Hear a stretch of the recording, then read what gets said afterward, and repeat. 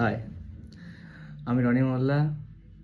তোমাদের drums corner চ্যাটে আমি বহুদিন ধরে অনেক কিছু বলি, অনেক কিছু করি। আজ আমি তোমাদের সামনে এসেছি 2023 সালের WBCS গ্রুপ এ এক্সামে অ্যাসিস্ট্যান্ট কমিশনার অফ রেভিনিউ এরপরে সিলেকশান পেয়েছি। আজকে দেখো, আমি অনেকগুলো কথা বলবো তোমাদের। এখানে আমার কোনো সাকসেস স্টোরি বা কিছু আমি শেয়ার করতে আসিনি। দীর্ঘদিনের কিছু সংগ্রাম, কিছু পথচলা, অনেক পথ পেরিয়ে আসতে হয়েছে, এখানে এসে পৌঁছেছি। পৌঁছানোর পিছনে অনেকগুলো কারণ আছে। আমার নিজের যে পথ চলা, সেটা আজকে তোমাদের সঙ্গে শেয়ার করতে এসেছি। তার আগে আমি কিছু কথা তোমাদের বলতে চাই।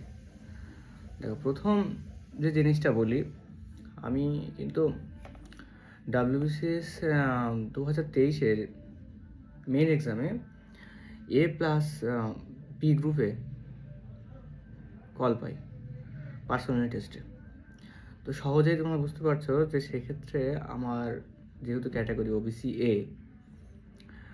ওবিসি এর কাট অফ ছিল 1035.5 বা এরকম সামথিং কিছু, বা 25। তো আমি সেইটুকুন মার্কস ক্লিয়ার করেছি। এগুলো বলছি তার কোনো কারণ আছে, অনেকগুলো কারণ আছে। দেখো, তথাকথিত ইউটিউব চ্যানেলে অনেকেই সাকসেস স্টোরি শেয়ার করছে, অনেক র্যাঙ্ক ভালো করেছে, অবশ্যই ভালো। কিন্তু যারা আমরা পিছনে পড়ে আছি, যারা আজ পর্যন্ত সফলতা পায়নি এখনো অবধি, তাদের মনের কষ্টের, দুঃখের কথা আমি শেয়ার করতে বা ভাগ করতে এসেছি। বিষয়টা কীরকম, অনেকেই দেখো, এখানে খোলাখুলি আমি ওপেন প্ল্যাটফর্মে কথাবার্তা বলছি। এখানে অনেকের মনে হতে পারে যে রনি সিলেকশন পেয়েছে ওবিসি এ ক্যাটাগরিতে। এই কথাটা অনেকেই বলবে। কেন বলবে? না, ও র্যাঙ্ক তো কমন মেরিট লিস্টে 83, তাহলে ও এমন কী করলো? এটাই হলো সবথেকে বড় জায়গা। আমি সেজন্য বললাম যে আমি গ্রুপ বিতে যখন ডাক পাই, তখন আমাকে 1035.25 নাম্বারটা মিনিমাম পেতে হয়েছে, ঠিক আছে? তারপরে যখন দেখলাম ওবিসি এর কাট অফ যখন গেল 1095, এই কাট অফটা নিশ্চয়ই ক্রস করতে গেলে আমার 60 মার্কস মিনিমাম পেতে হয়েছে। কিন্তু আমি জেনারেল কাট অফ ক্লিয়ার করতে পারিনি। মজার বিষয় হলো এই জায়গায়, মজার বিষয় হলো জেনারেল কাট অফ ছিল 1115 বা 17, এরকম কিছু একটা। তার মানে আমার পেতে গেলে 80 বা 82 নাম্বার পেতে হতো ইন্টারভিউতে, পার্সোনালিটি টেস্টে।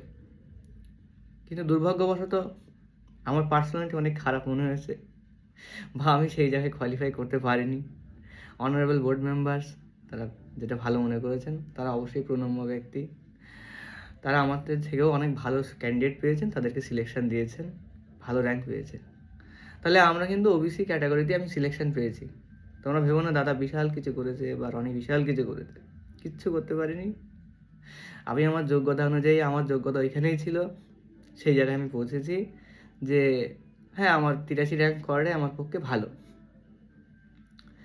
তো এই নিয়ে তোমরা জলগলা কখনো করো না যে তুমি দাদা 83 র্যাঙ্ক করে কি আর বলতে চাইছো। এটুকুন নিজের যোগ্যতা, নিজের হাতে যেটুকুন মার্কস ছিল ভাই, সেইটুকুন জায়গা আমি ক্লিয়ার করতে পেরেছি। 1035.5 বা এই মার্কসটা আমি ক্লিয়ার করতে পেরেছি। কিন্তু দেখো, পার্সোনালিটি টেস্ট, সেখানে তো আমার বিষয়ে আমার হাতে নাম্বারটা নেই, আমার বিলো 80 নাম্বার পেয়েছি। তাহলে আমার নিশ্চয়ই পার্সোনালিটি কোথাও কম আছে, এটা অবশ্যই মানতে হবে। সেই জন্য আমি সাকসেস স্টোরি শেয়ার করছি না, আমি আমার ব্যর্থতার স্টোরি শেয়ার করছি। এটা আদৌ কোনো সাকসেস স্টোরি নয়। বাদ দাও, আসল কথায় চলে আসি। হয়তো অনেকে ভাবলে যে আমি অনেক কিছু বলছি, না, এগুলো মনের চাপা, কষ্ট বা দুঃখের কথা। তোমাদের সঙ্গে এর আগেও শেয়ার করেছি। হয়তো তখন আমাকে দেখতে পেতে না, আজকে আমাকে দেখেছো। আমার এই যাত্রা বা জার্নির কথা শুরু হয় 2015 সালে। আমি গ্র্যাজুয়েশন শেষ করি ফিজিক্সে অনার্স নিয়ে। তারপর আমি সমস্ত পরীক্ষায় দিতাম, সব রকম পরীক্ষায় দিতাম, কোনো পরীক্ষায় বাদ দিতাম না। শুধু যে WBCS বা ইউপিএসসি বা এরকম কোনো আমার ব্যাপার ছিল না, সব পরীক্ষায় দিয়ে আসতাম। সেই সময় 2017 সালে 16 সালে আমি দুটো এক্সাম পাশ করি। এক হলো SBI অ্যাসোসিয়েট মানে যেটাকে এসবিআই ক্লার্কশিপ বলা হয়, তার প্রিলিমস পাস করি এবং সঙ্গে সঙ্গে এই প্রাইমারি রিক্রুটমেন্ট যেটা হয়েছিল 2014 সালে ফর্ম বেরিয়ে 2015 সালে ফর্মটা আবার নতুন করে বেরোয়, 16 সালে পরীক্ষা হয়, আমার সঠিক মনে পড়ছে না, 15 বা 16 সালে, এটাও পাস করি একই সময়। তো স্বাভাবিক বুঝতে পারছো যে বয়স কম, মনে হবে যে নতুন দুটো পরীক্ষায় পাস করেছি, চাকরি পাবো, এরকম একটা ব্যাপার। তো যা হওয়ার হলো, চাকরির আনন্দে এসবিআই ক্লার্কশিপ অ্যাসোসিয়েটে মেন পাস করতে পারলাম না, গেল ওখানে। আর তারপরে শুরু হলো ইন্টারভিউ, প্রাইমারি। সেটা মজার ঘটনা, সেটা একদিন অন্য পডকাস্টে শেয়ার করব। তো সেই ক্ষেত্রে প্রাইমারি যে ইন্টারভিউ হলো, দিয়ে আসলাম, ভালোই হলো। ভালো বলতে ভালো বা খারাপ কিছুই না, জীবনের প্রথম ইন্টারভিউ দিয়ে আসার পরে প্রাইমারিতে সিলেকশন পাই, প্রথম চাকরি আমার প্রাইমারি স্কুলে। তো প্রাইমারি স্কুলে চাকরি হওয়ার পরে আমি যখন প্রাইমারি স্কুল জয়েন করি, তারপর থেকে কিন্তু প্রস্তুতি কোনো ঘাটতি ছিল না। কিন্তু এই একটা জিনিস, নতুন চাকরি পেলে সবার যে জিনিসটা হয়, পড়ার দিকে আর মন থাকে না। স্বাভাবিক জিনিসটা আমার মধ্যে হয়েছিল। আমি 2 বছর প্রায় পড়ার মধ্যে ছিলাম না। 2017 থেকে প্রায় 2019 সাল অবধি ওই নতুন নতুন চাকরির আনন্দে ঘুরে বেড়িয়েছি। এই আনন্দে ঘুরে বেড়ানোর পরে একসময় মনে হলো সিভিল সার্ভিস তোমাকে টানে, প্রথম থেকেই টানে। তার মাঝে আমি ইউপিএসসিতে 2বার অ্যাপিয়ার করি। তো ইউপিএসসি আমি প্রিলিমস কোয়ালিফাই করতে পারিনি। আমি বুঝলাম যে এটা আমার পক্ষে সম্ভব নয়। দেখো, এখানে আমার কোনো মার্কেটিং বা কোনো বাজার চলতি কোনো কথা বলে আমার লাভ নেই। আমার নিজের সম্পূর্ণ নিজের অভিজ্ঞতা তোমাদের সঙ্গে শেয়ার করছি, কারণ এই পথ চলাটা সম্পূর্ণ আমার নিজের। এইখানে যে পৌঁছেছি, আমি অবশ্যই ভিডিও শেষে বলবো যে কীভাবে পৌঁছেছি বা কার সঙ্গে পৌঁছেছি, কে আমাকে হেল্প করেছে। দেখো, তথাকথিত কোচিং সেন্টারের পক্ষ আমি নেই, আমি যাইনি। তার কারণ বলছি। আমি একসময় 2015 সালে যখন ব্যাংকিংয়ের জন্য পড়াশোনা শুরু করি, আমার মনে হচ্ছিলো যে কোচিং সেন্টারে যাওয়া উচিত কলকাতা। 2 মাস 2.5 মাস যাওয়ার পরে আমার মনে হলো যে কোচিং সেন্টারে আমার বাড়ি থেকে অনেকটাই দূরত্ব বেশি। আমার বাড়ি উত্তর 24 পরগনার একদম শেষ সীমান্তে, এবং কোচিংয়ে যেতে হতো কলকাতায়, অনেক দূরে।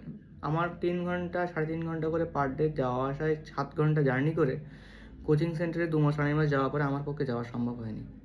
আমি ছেড়ে দিই কোচিং সেন্টারে যাওয়া, এবং সেটা কিন্তু WBCS রিলেটেড নয়, সেটা ব্যাংকিং রিলেটেড। তারপর থেকে কোনো কোচিং সেন্টারে আমি যুক্ত হইনি বা যাইনি। তো চলে এসো, তারপরে 2019 সাল থেকেই সিভিল সার্ভিস পরীক্ষার জন্য প্রস্তুতি শুরু হয়। প্রস্তুতি শুরু হলে কি হয়, প্রথমে কোশ্চেনগুলো আমি অ্যানালাইসিস করি যে অ্যাকচুয়ালি প্রিলিমসের কোশ্চেনগুলো কেমন বা ভালো বা খারাপ। এর আগে কিন্তু আমি 17-18 সালে WBCS এর ফর্ম ফিল আপ করতাম, পরীক্ষা দিতে গেছি, পরীক্ষা কেমন হয়, কোশ্চেন কেমন হয় এই দেখার জন্য, মানে পাস করতে পারিনি। এরপর 2019 সালে প্রথম যখন কোশ্চেনগুলো দেখি বা রিয়েলি পড়াশোনা শুরু করি, মানে অ্যাকচুয়াল পড়াশোনা সিভিল সার্ভিসের জন্য, ওই তখন প্রথমেই মনে হয়েছিল যে প্রিলিমসের কোশ্চেনগুলো কীভাবে, আগে প্রিলিমসটা ক্লিয়ার করতে হবে আমাকে। এই প্রিলিমস ক্লিয়ার করতে হবে এই ধারণা যখন মাথায় আসলো, প্রথমেই আমি প্রিভিয়াস ইয়ারের কোশ্চেনগুলো সলভ করা শুরু করি। লাস্ট 20 ইয়ার্সে যতগুলো প্রিলিমসের কোশ্চেন আছে সেগুলো সলভ করি। সলভ করার পরে সহজে তোমরা জানতে পারো যে কোথা থেকে কোশ্চেনটা কোথা থেকে আসছে। এখানে ভিডিও লম্বা করার জন্য আমার এই কোথা থেকে কোশ্চেন কেন আসছে এটা ব্যাখ্যা করার প্রয়োজন নেই, কারণ তোমরা জানোই যে কী কী বিষয় আসছে। পরে আমি শেষে আসবো যে কী কী বই পড়তে হবে বা কী বলতে হবে। তারপরে কী হলো, প্রিলিমসের ক্ষেত্রে যখন প্রস্তুতি শুরু হলো, তখন মনে হলো যে অ্যাকচুয়ালি 50 নম্বরই তো প্রিলিমসের মধ্যে ইতিহাস, তাহলে ইতিহাসটা ভালো করে পড়া দরকার, আর অঙ্কটা ভালো করে পড়া দরকার, যেহেতু প্রিলিমসে মনে হলো যে অঙ্কগুলো মোটামুটি ভালো সহজ আসে। আর ইংরেজির ক্ষেত্রে একটা জিনিস মনে হয়েছিল যে প্রিভিয়াস ইয়ারের কোশ্চেন যদি রিভিশন দেওয়া যায় প্রিলিমসের ক্ষেত্রে অন্তত, ইংরেজিতে 10 থেকে 12 নম্বর কমন আসে। এইটাই ইংরেজি চলে হয়ে গেল, অঙ্ক হয়ে গেল। আর দেখো, তোমাদের এই ক্ষেত্রে ইতিহাস যদি 50 নম্বর করতে পারো তাহলে 100 নম্বর কিন্তু এখানেই ক্লিয়ার হয়ে গেল। আমার টার্গেট ছিল 130 বা 40 পেতে হবে সেই সময়কার সময়, কিন্তু আমি ভেবেছিলাম 130-40 তো পেলে হবে না, 150 অ্যাটেম্প রাখতে হবে। জিওগ্রাফিটা ভালো, জিওগ্রাফি যদি ভালোভাবে পড়তে পারো তাহলে জিওগ্রাফিতে অবশ্যই নাম্বার আসবে। তাহলে জিওগ্রাফি জায়গাটা তোমরা ভালো করে পড়লে নাম্বারটা 125-এর জায়গায় ক্লিয়ার হলো।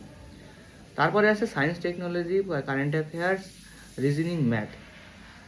এই জায়গাগুলো যে 50 নম্বরের জায়গাটা আছে, এই 50 নম্বরের জায়গাটায় যার ম্যাথ ম্যাথ তো আমি বলেই দিয়েছি, রিজনিং বলে দিয়েছি, কিন্তু যার সায়েন্স, টেকনোলজি, কারেন্ট অ্যাফেয়ার্স এই জায়গাটা যার ভালো, সে একটু ভালো মার্কস পাবে, বা যার কম সে একটু কম মার্কস পাবে। কিন্তু আরেকটা জায়গা আছে যেখানে স্কোর করা যায়, কি পলিটি এবং ইকোনমিক্স।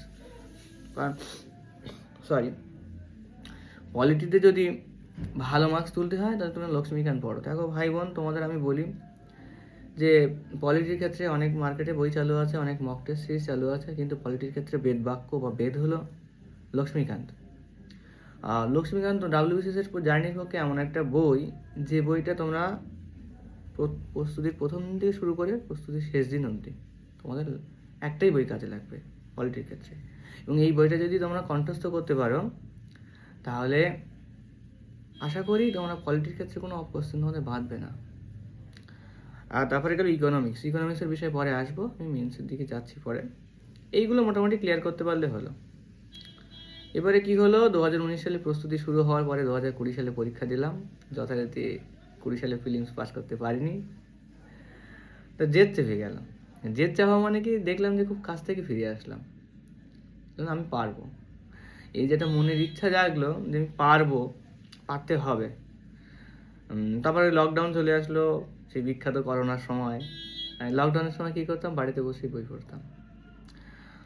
ওই সময়টা আমার খুব ভালো সুবিধা দিয়েছে, মানে বাড়িতে একাগ্র চিত্তে এক মনে বই পড়তেই পারতাম। সেই সময় পলিটি, হিস্ট্রি, জিওগ্রাফি কিছু পোর্শন শেষ করি। তারপরে যথারীতি 2021 সালে প্রিলিমস দেই, কোয়ালিফাই করি 2022-এ, কিন্তু 2021-এর আমি মেন্স ক্লিয়ার করতে পারিনি, হলো না, ব্যর্থতা, অসুবিধা নেই।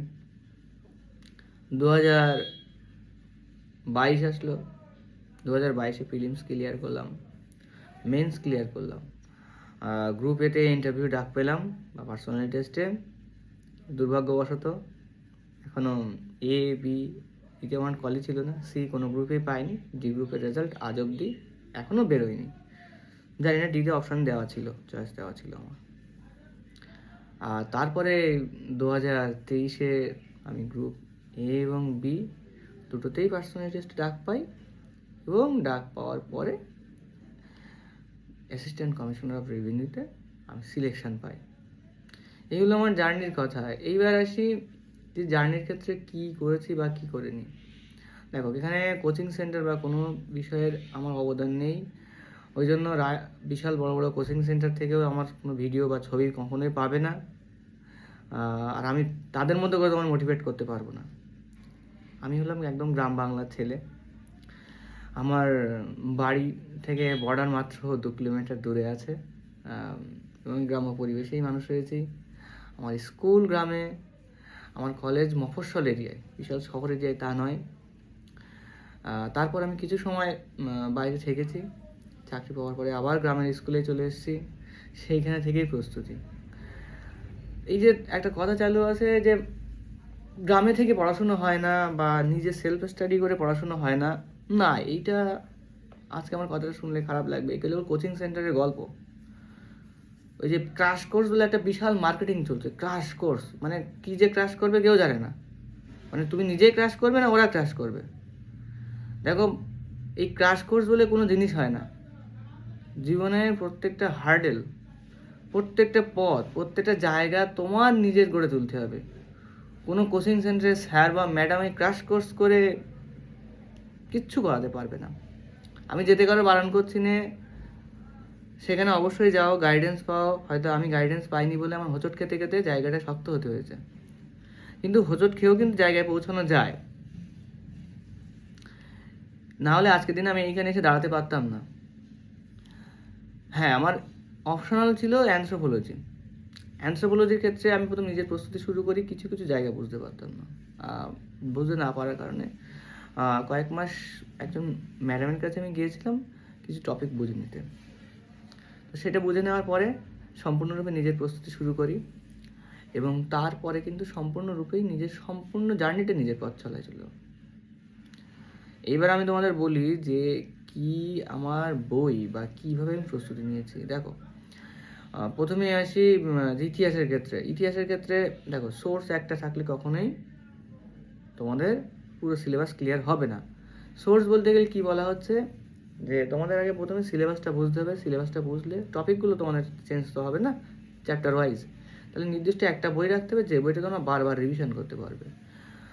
প্রথমে আমি যখন ইতিহাসের বই পড়ি, স্বদেশ এবং সভ্যতা, জীবন মুখোপাধ্যায় স্যারের বই, এবং এই বইতে দিয়ে আমার হাতে করি ইতিহাসে, বইটা বেশ কয়েকবার রিভিশন দিই। ওটা দিলে তো প্রিলিমসের কিছু কোশ্চেন তোমার ক্লিয়ার হয়ে যাবে, কিন্তু মেন্সের ক্ষেত্রে তো সবসময় সম্ভব নয়। তখন আমি মডার্ন হিস্ট্রি পড়ার জন্য স্পেকট্রাম ইউজ করি, আর অ্যানসিয়েন্ট হিস্ট্রির জন্য পুনাম দালাল দাহিয়া। এই বইগুলো পড়ছিলাম, পড়ার পরে বেশ কিছু সময় ভালো লাগলো। যখন বইগুলো পড়তে পড়তে দীর্ঘদিন পড়া হয়ে গেলো, তখন বললাম আমার আর একটু সোর্সটা বাড়ানো উচিত, আমার সোর্সটা একটু বাড়ানো উচিত। এই মনে হলাম যে কিছু কিছু কোশ্চেন অ্যাটেন্ড করা যাচ্ছে না, তখন আরও কিছু বই ইউজ করি। যেমন তোমার পুনাম দালাল দাহিয়ার আবার নতুন একটা মডার্ন হিস্ট্রি বলে একটা বই বেরোয়, এটা কিছুদিন পড়েছিলাম। কিন্তু এই যে বারবার বলছি যে সোর্স কিন্তু একটাই রাখো। আমার কিন্তু অ্যাকচুয়ালি বেদ ছিল ইতিহাসের শর্ট সময় রিভিশনের দেওয়ার জন্য স্বদেশ সভ্যতা, মানে শর্ট রিভিশন দেওয়ার জন্য, আর একটু ডেসক্রিপটিভ যখন মনে হচ্ছে সময় আছে পড়ার জন্য, তখন স্পেকট্রাম এবং পুনাম দালাল দাহিয়া। এটা ইতিহাসের ক্ষেত্রে প্রস্তুতি গেল।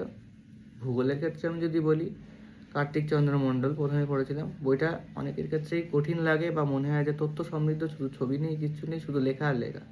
কিন্তু সত্যি কথা বলতে, আমি যখন প্রথম ভূগোলে বই পড়ি, মাজিদ হোসেন পড়েছিলাম। মাজিদ হোসেন পড়ার পরে কি হয়, মাজিদ হোসেন পড়ার পরে ওটা ইউপিএসসি রিলেটেড বইটা, ডাব্লিউবিসিতে সব কোশ্চেন না তোমাদের থেকে ক্লিয়ার হবে না, মানে কিছু কিছু কোশ্চেন তোমাদের বাদ যাবে। তো সেই ক্ষেত্রে মনে হয়েছিল যে কার্তিক চন্দ্র মণ্ডল পড়ার পরে বেশ কিছু সময় রিভিশন দেওয়ার পরে আমার মনে হলো যে পেরিয়ার বইটা কেমন। পেরিয়ারের বইটা পড়েছি, খুব সুন্দর লেখা, অন্তত প্রাকৃতিক ভূগোলের পোর্শনটা পেরিয়ারটা খুব সুন্দর, সেন্সাস দারুণ লেখা আছে। আর রিভিশনের জন্য মহেশ কুমার বানোয়ালের বইটা রিভিশনের জন্য। কিন্তু আমি সবসময় বলবো বেদবাক্য হিসেবে তোমাদের কার্তিক চন্দ্র মণ্ডল যেন সবসময় হাতে থাকে। কার্তিক চন্দ্র মণ্ডল আগে পড়ো, তারপর যদি তোমাদের সোর্স প্রয়োজন হয় বা তথ্য প্রয়োজন হয়, তাহলে তোমরা এই যে বইগুলো বললাম এগুলো পড়ে দেখতে পারো।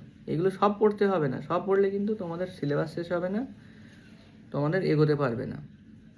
ইকোনমিক্সের ক্ষেত্রে সবথেকে বড় বাধা হলো আমাদের ইকোনমিক্সের জায়গা। কারণ ইকোনমিক্সে কিন্তু কনসেপ্ট বেসিস কোশ্চেন আসে। ইকোনমিক্স, আমি নিজেও সায়েন্সের স্টুডেন্ট, আমার ইকোনমিক্সের বেস ছিল না। ইকোনমিক্সের বেস তৈরি করতে হয়েছিল সম্পূর্ণ আমার নিজের। ইকোনমিক্সের বেস তৈরি করতে গিয়ে আমার প্রথম যখন আমার ভালো লাগে, ইউটিউব ফলো করতাম। ইউটিউবে বাইজুস আইএসের একটা ইকোনমিক্স লেকচার বেরোতো, এখন আর বেরোয় না। সেই লেকচারটা দীর্ঘ বেশ কয়েক বছর ফলো করি, 2018 সাল থেকে ফলো করতাম। ফলো করার পরে যখন ইকোনমিক্সের কিছু কিছু কনসেপ্টগুলো ক্লিয়ার হয়ে গেল, তারপর ওই সময় আমি রমেশ সিং পড়তাম। এবং রমেশ সিং পড়লে সবথেকে মজার বিষয় হলো কি, মাথার উপর দিয়ে যেত, টপিকগুলো বুঝতে পারতাম না। এ সহজ বিষয়, অনেকেই হয়তো ভাবে যে ওই বাবা টপার মানুষ, যারা অনেকে টপার আছে তাদের কাছে সব কিছু সহজ জলের মতো মনে হয়। আমরা পড়তাম, আমাদের কাছে কিছু কঠিন মনে হয়নি, কিন্তু না ভাই, বাস্তবটা এটাই, কোনো জিনিসই সহজ নয়, কোনো জিনিসই সহজ নয়। তোমাকে ভালো করে বুঝতে হবে বিষয়টা। তবে আমি জানি তোমার প্রত্যেকে মেরিটোরিয়াস, প্রত্যেকের মধ্যেই ট্যালেন্ট আছে, চেষ্টা করলে অবশ্যই হবে। ইকোনমিক্সের রমেশ সিং পড়ছি বেশ কয়েকবার, 7বার 8বার রিভিশন দিয়েছি, তবু আমার সব কনসেপ্টগুলো ক্লিয়ার হয় না। জিডিপি জিএনপি সব জায়গাগুলো কনসেপ্ট ক্লিয়ার হয়, কিন্তু ওই যে ইকোনমিক্স ইনফ্লেশন ডিফ্লেশন সব জায়গাগুলো হচ্ছে, ব্যাংকিং সিস্টেমটা হচ্ছে, কিন্তু সব স্পষ্ট ক্লিয়ার হচ্ছে না। তখন কি করলাম, তুজাম্মেল হোসেন স্যারের একটা ইকোনমিক্সের এরকম মোটা বই আছে, ওই বইটা পড়া শুরু করলাম। ওখান থেকে রিজার্ভ ব্যাংক বা আরবিআইয়ের যে পোর্শনগুলো আরও ভালো বুঝতে পারলাম। এইবার নিতিন সিংহানিয়া স্যারের ইকোনমিক্সের যে বইটা পেলাম, সত্যি সুন্দর বই। ওই বইটা যখন পড়লাম মোটামুটি ক্লিয়ার হয়ে গেল, কনসেপ্টগুলো ক্লিয়ার হলো। ইকোনমিক্সের জন্য বহু দিন আমার খাটতে হয়েছে। এখানে আমি দেখো ইকোনমিক্সের কোনো স্টুডেন্ট নয়, আমি পিওর সায়েন্সের স্টুডেন্ট। ইকোনমিক্স আমার সম্পর্কে অতটা ধারণা ছিল না, কখনো আমার ক্লাসে সিলেবাসে ছিল না, স্বাভাবিক বিষয়। যেটা আমার বিষয় ছিল না, সেই বিষয় সম্পর্কে ধারণা তৈরি করতে অনেক সময় লাগবে, প্রচুর সময় লাগবে। 19 সাল থেকে প্রায় 22 সালে 3 বছর ইকোনমিক্সের ধারণাগুলো ক্লিয়ার করতে আমার সময় চলে যায়। আশা করি এই বইগুলোর মধ্যে, হ্যাঁ, কোন বইটা ইকোনমিক্সে ফলো করবে, সবসময় ইকোনমিক্সের ক্ষেত্রে বাংলায় যদি পড়তে ইচ্ছা হয় তুজাম্মেল হোসেন স্যারের বই পড়তে পারো। কিন্তু মানে বাংলা টার্মগুলো তো বড্ড, ইংরাজিতে পরীক্ষায় টার্ম আসে, বাংলা টার্মগুলো বড্ড ভেঙে ভেঙে দেওয়া একটু বুঝতে অসুবিধা হবে। পাশাপাশি নিতিন সিংহানি স্যারের বইটা রেখে দিও, তাহলে বুঝতে সুবিধা হবে দুটো বইতে। আর পলিটির বই ক্ষেত্রে এর আগেই বললাম লক্ষ্মীকান্ত স্যার, প্রণম্য ব্যক্তি, ওনার বইয়ের কোনো বিকল্প নেই। হ্যাঁ, অনেকে আছে কেস রিলেটেড কিছু কোশ্চেন আছে, দেখো কেস রিলেটেড সব কোশ্চেন পাওয়ার জন্য আমি কোনো বই সাজেস্ট করব না, আমি নিজেও কেস রিলেটেড বই পড়ার জন্য পক্ষপাতী নই, সেটাই গেল। আর ম্যাথ রিজনিংয়ের ক্ষেত্রে যেটা জিনিসটা হয়েছে, রিজনিং দেখো, রিজনিংয়ের ক্ষেত্রে বা ম্যাথের ক্ষেত্রে আমি কিন্তু রাকেশ যাদব স্যারের যে ক্লাস নোট আছে, ক্লাস নোট বইটা বারবার রিভিশন করেছি। আর ইউটিউব থেকে ম্যাথের শর্ট ট্রিক্সগুলো দেখতাম। আমি যে ম্যাথে বিশাল স্কোর করেছি তা নয়, আমার ম্যাথের স্কোর খুবই খারাপ। অনেকে 150-60 এরকম স্কোর করে বেরিয়ে গেছে, না ভাই আমি ওরকম স্কোর করতে পারিনি। আমার এবার এমসিকিউ স্কোর 567 ছিল 2023-এ, আর 2022-এ ছিল এমসিকিউ স্কোর 510 বা 12 এরকম। ম্যাথের ক্ষেত্রে আমি এবার মনে হয় 107 কি 8 পেয়েছি।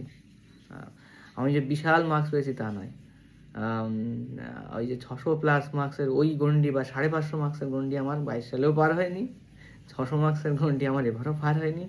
আমি তোমাদের মধ্যে সাধারণ ছেলে, সাধারণ স্টুডেন্ট, কিন্তু সব জায়গায় চেষ্টা করে এসেছি, এটাই হলো বড় কথা। ম্যাথ রিজনিং গেল। ইংলিশের ক্ষেত্রে বলি, তাকে ইংলিশের ক্ষেত্রে ইংলিশ গ্রামারটা তোমাদের ভালো করে তুলতে হবে। এর জন্য আমি তোমাদের সোর্স বলবো না যে এই বই পড়ো ওই বই পড়ো, ইংরেজির ক্ষেত্রে এখন একটা বিশাল গ্রামারের জায়গায়, গ্রামার তোমাদের স্ট্রং করতে হবে। এই গ্রামার স্ট্রং করার সঙ্গে সঙ্গে তোমরা প্রিলিমস কোয়ালিফাই হয়ে যাবে। রিজনিংয়ের ক্ষেত্রে তোমরা কী বই করবে আমি বলবো না, রিজনিংয়ের ক্ষেত্রে আমার গতানুগতিক কোনো বই ছিল না, ওই আরিহান্তে কিছু রিজনিংয়ের বই সিলেকশন ছিল, ওই বই থেকে আমি রিজনিং সলভ করেছি। রিজনিং নিয়ে আমি খুব একটা চাপ দিই না, কারণ এখন WBCS-এর যে সিলেবাসের যে কোশ্চেন বা মেনের যে কোশ্চেন, সেক্ষেত্রে 22 বা 23 সালে রিজনিং খুব একটা আসছে না, 10-15টা রিজনিং আসছে, বাদ বাকি সব ম্যাথ, অ্যাডভান্স ম্যাথ এইগুলোই আসছে। আর ইংরেজির ক্ষেত্রে তোমাদের মেন যে জায়গাটা রাইটিংয়ের ক্ষেত্রে ইংরেজিতে সবার আগে নাম্বার কমে ট্রান্সলেশনের জায়গা, ট্রান্সলেশনটা তোমাদের ভালো করে করতে হবে। ট্রান্সলেশন করার জন্য তোমাদের বারংবার প্র্যাকটিস করতে হবে, বারবার চিঠি লেখা, প্রেসি লেখা বা রিপোর্ট লেখা, রিপোর্টের ফরম্যাট আছে, চিঠির ফরম্যাট আছে, ফরম্যাটটা তোমরা ভাই মেনটেন করো। আর লেখা তোমাদের বেরোবে কোনো কোচিং সেন্টারে স্যারের সাজেশনে বেরোবে না।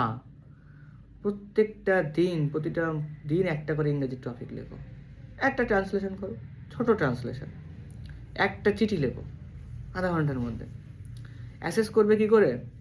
অ্যাসেস করবে তোমার বাড়িতে কেউ যদি সিনিয়র বা কেউ দাদা বা তোমার কোনো বন্ধু দেখে, তার কাছে দাও অ্যাসেস করতে, যে আমার এটা দেখে দাও। সে খারাপ বলুক, সে ভুল বলুক, যত খারাপ বলবে, যত ভুল বলবে, বুঝবে তোমার লেখাটা তত ভালো হবে পরের দিনে। আমার ক্ষেত্রে, এই ক্ষেত্রে আমি আমার বন্ধুর নাম নিচ্ছি না, খুব কাছের বন্ধু আমার, কারণ পডকাস্টে নাম নেওয়াটা খারাপ লাগবে, তখন একজনের কৃতিত্ব দেওয়া হবে, আরেকজনের কৃতিত্ব দেওয়া হবে না। আমাকে যারাই চলার পথে সাহায্য করেছে, প্রচুর স্যার, প্রচুর ম্যাডাম আমাকে কিন্তু গাইড করেছে। কীরকম গাইড করেছে? এই যে দূর থেকে, মানে তারা অনেকেই সার্ভিসে আছেন, তারাও WBCS-এর সার্ভিস করেন অলরেডি, হয়তো অনেক সময় অনেক ক্ষেত্রে হেল্প করে দিচ্ছে যে ভাই এই লেখাটা এরকমভাবে লিখিস বা এরকমভাবে করিস।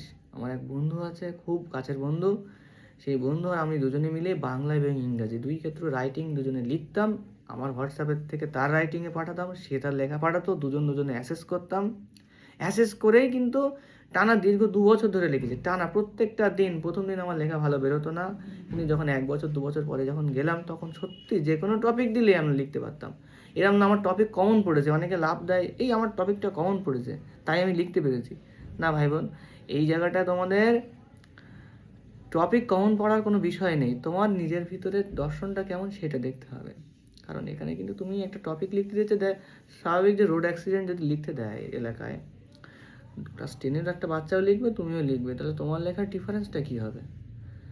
ডিফারেন্সটা এই জায়গাটায় আসবে যে আমি হতে যাচ্ছি একজন আধিকারিক, তাহলে আমার আধিকারিক হিসেবে ওই ঘটনাটার উপর আমার দর্শন বা আমার ইনার ভিউটা কেমন, বা আমি কিভাবে বিষয়টা দেখছি, সেইটা যদি দেখতে পারো, সেইটা দেখার পদ্ধতি থাকলে তোমার দর্শনটার মধ্যে ফুটে উঠবে। এটা আধিকারিকের চোখে বিষয়টা কেমন হয়ে লাগছে, একটা আমজনতার চোখে কেমন লাগে আর আধিকারিকের চোখে কেমন লাগে, এইটা হয়তো আমি বোঝাতে পেরেছি তোমাদের। লেখার মধ্যে সেই দর্শনটা ফুটে উঠবে তোমার লেখার মধ্যে। আবার অনেকে ওই কোটেশান দেয়, দেখো আমি কোনোদিন লেখার মধ্যে কোটেশান দিই না, কোটেশান আমি পক্ষপাতী নেই। সহজ সহজ সিম্পল লেখো, কিন্তু তোমার দর্শনটা, ভিউটা যেন সবার দর্শনের থেকে আলাদা হয়। কারণ তোমার লেখা যদি আলাদা না হয় তাহলে তুমি ভালো স্কোর করবে কী করে? এবার হ্যাঁ, রাইটিংয়ের অনেক গল্প আছে, এর আগে ভিডিওতেও বলেছি। কিছু জনের টিচারের উপর ভ্যারি করে, কোনো টিচার ভালো নাম্বার দেয় একই লেখায়, কোনো টিচার খারাপ নাম্বার দেয়। দেখো আমি 2021 সালের আমার নিজের RTR খাতা দেখিয়েছি তোমাদেরকে, ইংরেজিতে যে নাম্বার দিয়েছে 71 দিয়েছিল টোটাল।